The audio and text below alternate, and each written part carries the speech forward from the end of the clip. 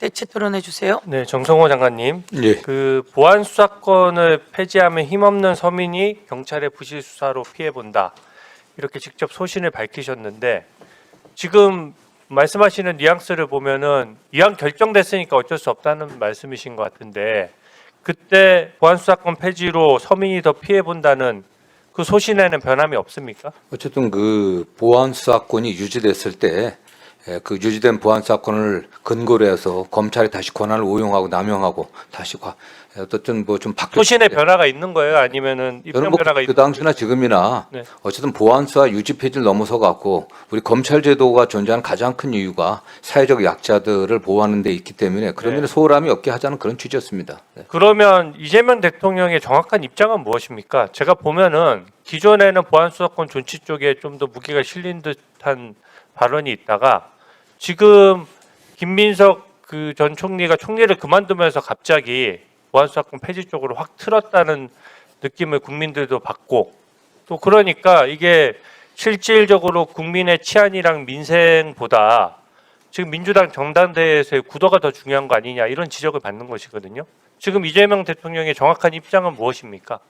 뭐 보안수사권 존치가 보고를 했을 때 보안수사권 존치가 어느 정도 특정 범죄에 대해서는 필요하다고 보십니까? 아니면은 전면 폐지가 국민의 치안이나 민생에 더 도움이 된다고 보십니까? 그 보안 수사권 폐지 관련해 갖고 제가 대통령께 따로 보고한 바는 없습니다. 이건 총리실에서 주관해 갖고 아니 중요 보고니까 직접 뭐 총리가 보고를 하든 장관이 보고를 하든 보고를 했을 거 아니에요. 대통령 일관된 입장은 형사소송법 개정이나 공수처 중수청 설립 과정에 있어서 우리 사회 사회적 약자들을 보호함에 있어 소홀함이 없어야 된다. 그리고 우리 사회의 큰 악들, 범죄 그렇습니다. 대응 역량이 줄어서는 좋은데요. 안 된다는 게 입장입니다. 네. 지금 제가 간단한 질문이에요. 보안 수사권을 폐지하는 것에 대해서 대통령은 찬성하느냐, 장관은 찬성하느냐라고 하는데 굉장히 장황한 설명이 뒤로. 근데 정부의 보입니다. 입장은 보안 수사권 폐지로 결정이 됐습니다. 됐으니까 따른다고 하는 것이지 저는 기본적으로 이번에 사의 표명에 대해서도 국민들도 느끼고 있어요. 이 보안 수사권 폐지가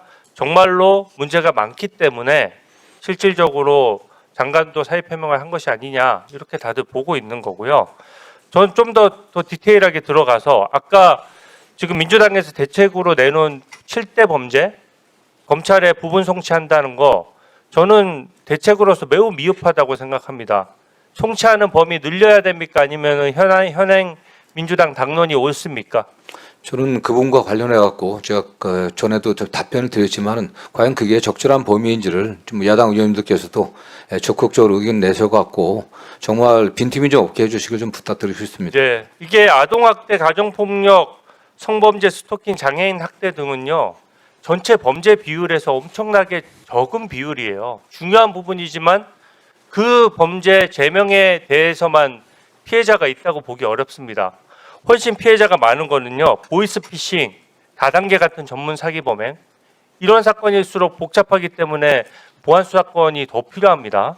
그리고 다중 피해 사건 외에도 정치인 뇌물 받은 거, 마약 사건, 간첩 사건 이런 것들 왜 검찰에서 못 들여다보게 합니까? 저는 민주당에서 부분적으로 뇌물, 마약, 간첩 이런 사건들을 빼고 송치하라고 하는 것은 저는 정치인으로서 민주당에서 이해 충돌에 가까운 잘못된 판단을 하고 있다고 생각을 하고 있고요. 또 특히 다중 피해 사건이 전문적인 범행일수록 보안 수사권 존치가 좀 저는 필요하다는 견해인데 거기에 대해서 장관님 견해 한번 말씀해 보세요. 예, 저는 뭐 기본적으로 의원님 견해 그 부분은 좀 동의를 합니다. 말씀드린 것처럼 다중의 서민들을 상대로 한 그 경제 범죄들, 보이스피싱이든지 다단계 사기 사건이든 이런 부분에 관련해서는 좀 더 심도 있게 여야 의원님들께서 좀 검토해 주시기 좀 부탁드리고 싶습니다. 네. 국민들께서 직관적으로 아신 거예요. 제2, 제3의 장윤기 사건 너무 끔찍하지 않습니까? 강간 살인마의 사건인데 그 사건을 견제하는 현재 세력이 있고 견제하는 제도가 있는데도 경찰이 버젓이 지금 증거를 직접 인멸하고 그 국가수사본부의 수장이 그와 관련해서 부당한 지시를 한 것이 보도가 되는 판국인데 여기에 대해서 이런 사건이 나면은 거기에 대한 감독을 강화하는 방향으로 가야지 아예 감독을 포기하고 방기해서 되겠는가 하는 고민이 있는 것이거든요. 그 부분과 관련해서 장관님도 좀 소신 한번 좀 말씀해 주시기 바랍니다. 예, 뭐 어떠한 권력도 견제받지 않는 건 굉장히 위험합니다. 저는 경찰과 검찰, 뭐 중수청, 국가수사본부, 국가 전체의 수사기관들이 상호간에 충분히 견제되고 서로 통제될 수 있게 그를 통해서 국민들의 권리가 최대한 보호되고 국가의 범죄 대응 역량이 축소되지 않기를 저는 기대합니다. 의원님들께서 좀 적극적으로 논의에 참여해 주셔갖고 국민들의 의견을 좀 잘 전달해 주십시오. 네. 예, 수고하셨습니다. 제가 한 말씀 드려보겠는데, 보이스피싱 범죄를 검사가 보안 수사 안 하면 수사가 안 됩니까? 뭐 어떤 범죄도 마찬가지죠. 그거야. 아니, 네. 보이스피싱 범죄를 수사를 안 합니까? 이게 보이스피싱 사건 수사를 안 하는 게 아니고요. 자, 피해자가 따로따로 돼 있었을 때 이게 피해자가 다중 굉장히 많지 않습니까? 이게 경찰서로 다 나눠 있는 경우가 많이 있습니다. 그런 유형에 있어서 이걸 개별적으로 보면 해당하지 않는 경우도 많고 잘 안 보였을 때 전체적으로 모아서 보게 되면은 이게 이게 사기구나 하는 경우가 밝혀지는 게 이상으로 많습니다. 네. 보이스피싱은 사기입니다. 따로따로 봐도 사기고 모아서 봐도 사기입니다. 어떻게 보이스피싱이 사기가 모아서 봐야 사기가 되겠습니까? 하나로 봤을 때 지금 전체 문제는 뭐냐면 않습니다, 이게. 국민들이 오해하시지 않게 1. 피해자가 있고 범죄자가 있으면 경찰이 수사합니다.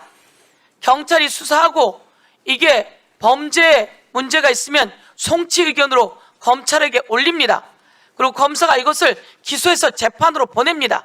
그 과정에서 부족한 부분이 있거나 더 이걸 기소하기에 부족하면 보완 수사 요구를 통해서 해라. 지금 이거는 검사가 자기 수사관을 통해서 직접 하던 수사를 경찰을 통해서 보완 수사 요구를 통해서 수사하라고 하는 내용입니다.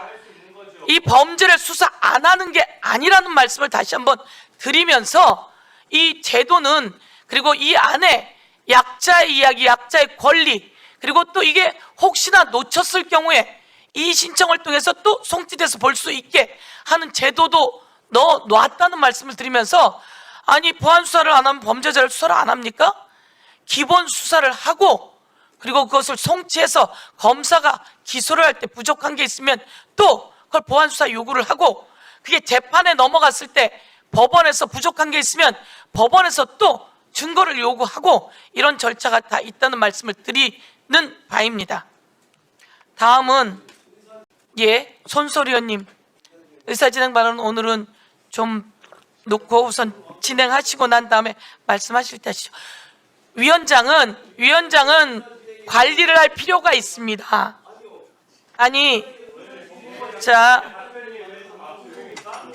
위원장은 관리를 할 필요가 있고 그래도 주장을 할 수는 있지만 왜곡을 해서는 안 된다는 말씀을 드립니다. 왜곡에 제가 법무부 장관이 왜곡했다고 이야기한 적이 없고 이것을 마치 수사가 없는 것처럼 해서는 안 된다는 말씀을 드리고요. 저 토론하겠습니다. 대체 토론하게 해주십시오. 오늘은 의사진행 발언 없이 가는 것으로 하고요. 그 다음에 말씀하실 때쯤 해서 가는 것으로 하시죠. 저도 오래 기다렸거든요. 자, 다음은 토론할 수 있게 해주십시오. 이제 좀 이따가 말씀하실 기회를 드리겠고요. 손소리 의원님, 네, 대체 토론해 주십시오. 네, 장관님.